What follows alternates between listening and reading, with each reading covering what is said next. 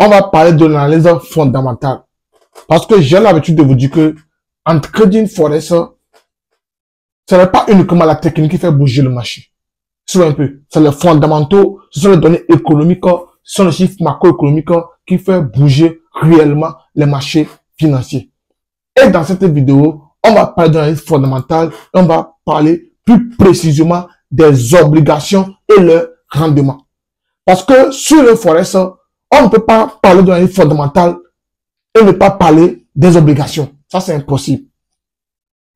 Et c'est un sujet que je vais faire 2 vidéos. Je vais faire une première partie. Et si je vois l'engouement, et si vous poussez cette vidéo, je vais faire la deuxième partie pour vous. Donc, si vous voulez vraiment que je fasse une formation complète sur les obligations et le rendement, vous savez ce que vous devez faire. Il faut juste pousser cette vidéo à aller plus loin. Donc, tout simplement, vous allez poser la question, chef Caviar, ce qu'on appelle une obligation. Parce que lorsqu'on parle d'obligation, vous devez savoir qu'une obligation, c'est un actif, c'est comme un actif financier. Et lorsqu'on parle d'actifs financiers, on peut parler des actions, on peut parler des crypto-monnaies. Et je vais un peu. Donc, une action, c'est un actif financier sur laquelle les gens vont investir, tout simplement. Dans un français tout simple, une obligation, c'est un actif financier sur laquelle les gens vont investir. Mais la spécialité avec les obligations ici, que les obligations sont émises par les États. Et un peu. Ou bien par les entreprises. Ce qui veut dire que si un État a besoin de financement, par exemple, on va baser cette vidéo sur l'État américain, autrement dit le dollar. Donc, ce qui veut dire que si, par exemple, le gouvernement américain a besoin de financement pour investir dans leurs projets, par exemple, pour construire des ponts, pour construire des marchés, pour construire des industries, pour construire des choses, pour faire bénéficier la population, là, l'État américain a besoin de capitaux. L'État américain a besoin des flux qui vont leur permettre d'investir dans leurs projets. Et pour avoir ces capitaux, et pour avoir ces investissements, l'État américain est obligé d'émettre ce qu'on appelle quoi? Une obligation. Et l'obligation là que l'État américain va émettre là, la population va aller souscrire à ces obligations. Un peu, parce que les obligations sont comme les emprunts que la population émet au gouvernement. Parce que si on prend par exemple 2 personnes sur laquelle on veut investir, par exemple si on prend une personne A et une personne B, et admettons que la personne B c'est le gouvernement et la personne A c'est un tiers personne, si on te pose la question, toi et moi, on va prêter l'argent à qui entre les 2 personnes là? Vous connaissez déjà la réponse. On va vouloir prêter l'argent au gouvernement. Parce que là, on est sûr que une fois qu'on prête l'argent à l'État, on est sûr qu'on sera remboursé. Ça, c'est sûr. Est-ce que donc, en un français simple, une obligation, c'est un actif financier que les gouvernements vont émettre pour demander de financement auprès de la population. Et pour émettre ces obligations-là, le gouvernement va émettre ces obligations peut-être si c'est 1000 $ que le gouvernement a besoin. Ça, c'est un exemple. Si c'est 1000 $ que le gouvernement a besoin pour son projet, ou bien si c'est 2000 $ que le gouvernement a besoin, si c'est 5000 l'argent que le gouvernement lui a besoin pour son projet, c'est à cet titre-là qu'il va émettre cette obligation. Puis maintenant, la question que vous allez me poser, comment la population va souscrire à ces obligations-là? Tout simplement, ça se passe sous forme de vente aux enchères. Par exemple, il y aura une salle qui sera louée pour la vente aux enchères, mais pour l'application. Ce qui veut dire que il y aura, par exemple, la population va venir bien, les investisseurs vont venir. Maintenant, chacun va essayer de parler de souscrire au montant qu'il veut. C'est un peu, parce que quelqu'un peut venir dire qu'il va souscrire à 1000 $. Quelqu'un peut dire qu'il va souscrire à 500 $. D'autres vont venir qui vont jusqu'à 1000 $, bien à 2000 $, à 3000 $. C'est comme une vente aux enchères. On fait ça comme une vente aux enchères. Les gens sont nombreux dans la salle et puis on émet les obligations. Chacun souscrit à sa part. Chacun souscrit à sa part et chacun souscrit à sa part. Donc c'est comme ça le gouvernement émet ses obligations sur le marché et pour avoir de capitaux, pour faire leur projet. Tiens, maintenant, Lorsqu'on parle d'obligation, vous devez savoir que il y a plusieurs durées de vie pour une obligation. Parce qu'il y a les obligations de 1 an, il y a l'obligation de 2 ans, il y a les obligations de 3 ans, de 4 ans, de 5 ans, de 6 ans et de 10 ans jusqu'en allant. Mais cette vidéo d'aujourd'hui va se baser plus sur l'obligation d'une durée de 10 ans. Parce que lorsqu'on prend toutes les obligations, l'obligation qu'on va beaucoup regarder pour voir le sentiment du marché, c'est l'obligation à 10 ans. Et un peu. Et je vous ai dit que cette vidéo, ça sera constitué de 2 parties. Et lorsque cette vidéo va atteindre 1000 vues, je vais essayer de profiter pour faire une deuxième partie plus détaillée. Et un peu. Donc, je disais tantôt que lorsque le gouvernement américain, bien l'État américain va émettre ces obligations-là, la population va aller souscrire à ces obligations sous forme de vente aux enchères. Et lorsqu'on voit dans les calendriers économiques, vous allez voir que souvent dans les calendriers économiques, ils vont mettre education. Ça, c'est en anglais, education. Ça fait référence aux obligations. Éducation de 10 ans, éducation de 5 ans, etc. Vous allez voir ça dans les calendriers économiques. Bientôt, je vais partager mon écran et je vais vous montrer ça. Donc, c'est comme ça, le gouvernement va essayer de mettre les obligations pour souscrire au capitaux ou bien pour avoir de financement. Tiens, maintenant, je viens toujours vous dire que il y a les obligations de 10 ans, il y a plusieurs durées d'une obligation. Mais la durée à laquelle nous on va parler beaucoup plus, c'est l'obligation de 10 ans. Est-ce que c'est clair? Jusqu'à là, est-ce que c'est clair? Tiens, maintenant, on va essayer de voir maintenant quel est l'impact de ces obligations-là sur le marché du FX, excusez-moi dit, sur le marché du Forex. Vous devez savoir que lorsqu'on prend les obligations, on ne peut pas parler d'obligations et ne pas parler des rendements. C'est parce que on va beaucoup plus regarder le rendement pour voir un peu près le comportement du marché, pour voir la température du marché, pour voir l'évolution du dollar. Parce que lorsqu'on prend le rendement des obligations à 10 ans et le dollar automatique de DCY, ils sont corrélés de façon négative. Non, excusez-moi, de façon positive. Ce qui veut dire que lorsque le rendement est haussier, vous allez voir que le DCY aussi est haussier. Lorsque les rendements sont baissiers, vous allez voir que le DCY est aussi comme baissier.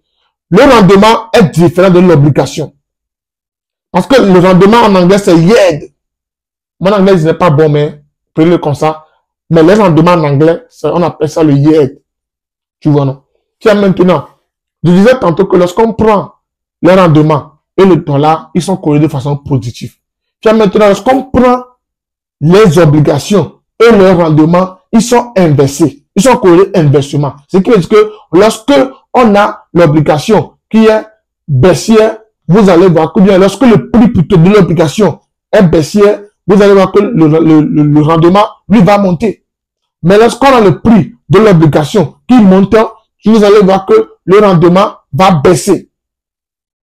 C'est un peu. Maintenant, qu'est-ce qui va faire que un rendement va monter ou bien un rendement va baisser? Écoutez-moi, cette partie est très importante.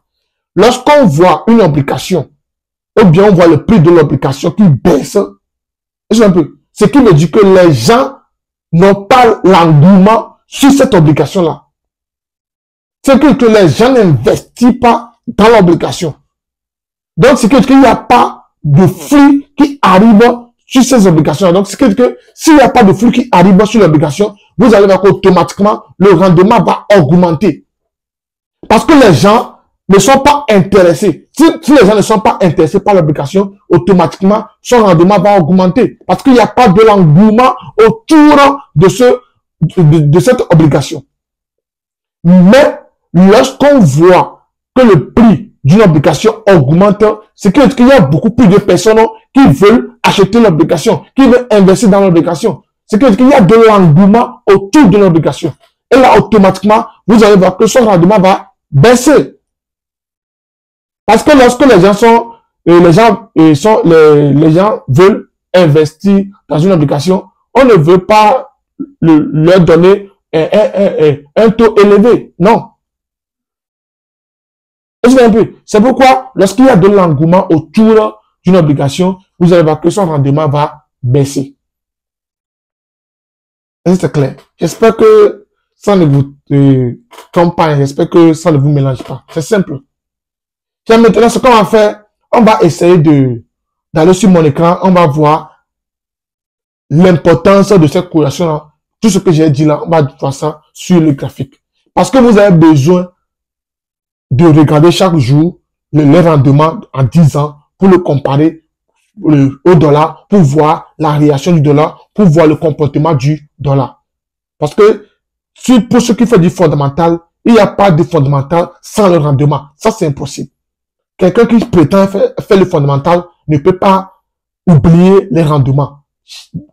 La preuve est que chaque jour, lors des articles, lorsque vous lisez les articles, vous allez voir que ils vont toujours faire référence au rendement à 10 ans. Donc, on va partager mon écran.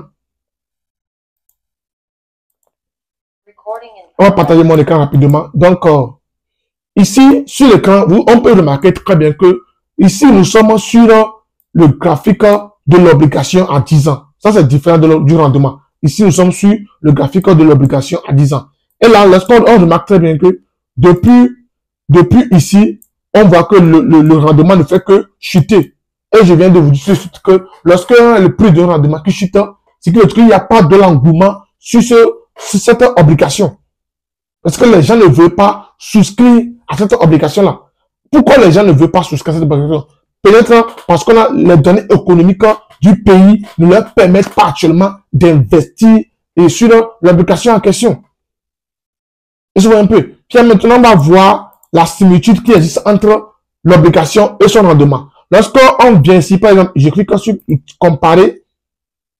On clique sur comparer. Et lorsqu'on clique sur le rendement, et sur la différence entre l'obligation et le rendement, au niveau du rendement, il y a Y à la fin. Et je dis que au niveau du rendement, il y a yield. En anglais, on appelle ça yield.